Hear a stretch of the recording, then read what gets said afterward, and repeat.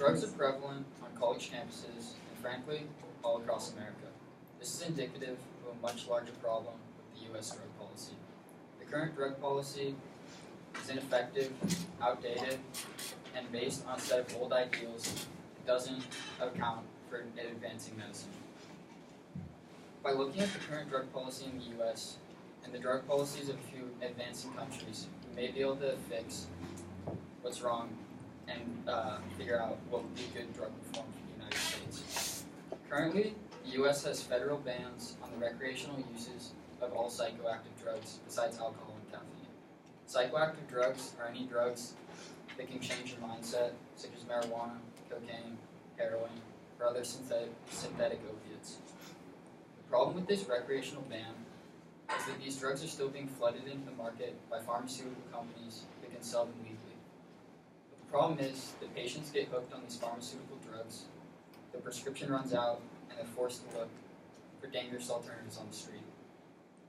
One quote by Nick Worrell in the Journal of Science and Medicine states, "The problem started as one of prescription painkiller abuse. The users switched to heroin after pills became somewhat harder to get, and this black market supply was quickly tamed by fentanyl and other highly potent synthetic opioids.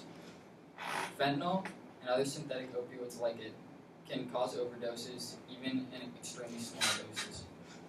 This is extremely dangerous because it's not federally regulated and being sold on a black market. Another problem the U.S. has is ineffective drug treatment.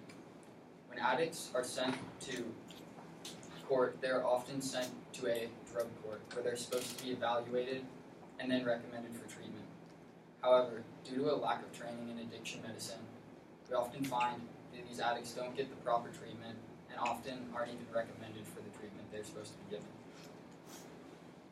Another quote by Nick Worrell states, "The United States must shift its policy away from drug use as a criminal justice issue and employ a public health approach to managing substance abuse." See, addicts are not criminals, and the acts they are doing are not trying to hurt people.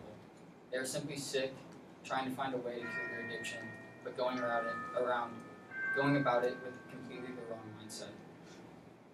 By looking at Portugal, who had a massive overhaul in drug reform in 2001, we may be able to see a few ways we can fix these problems.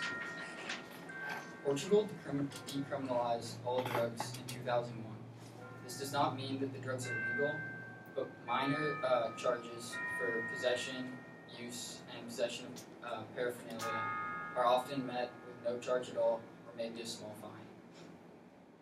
In looking at how drug reform is effective, it's important to look at high-risk ages, such as teenagers and addicts already using. Leading up to the drug reform policy in 2001, the drug prevalence in teenagers was up from 15% to 30%. It had doubled in almost 5 years. After the drug reform, that was then cut back down to 15% in only 4 years. By allowing these drugs to be sold with federal regulations and through pharmaceutical companies, you lower the risk of patients dying from overdoses from using dangerous and tainted drugs. Because of this, drug-related deaths in Portugal have decreased from 2001 to 2000, or have continued to decrease since the drug reform, while other states in the European Union have double or triple the rates that Portugal does. Something else that Portugal has been incredibly effective with is instituting effective drug treatment centers. By decriminalizing drugs, you take away the addict's fear of arrest, which is something that deters a lot of people from seeking treatment. They think they're going to be viewed as criminals, and really they're just a sick person who needs help. So by looking at Portugal's extensive drug overhaul, we can see that the U.S. is lacking, and maybe should take a page from their book. The numbers don't lie, and it shows that Portugal is not only effective in lowering drug prevalence in teenagers, but also reducing drug-related deaths. So I think that it would be important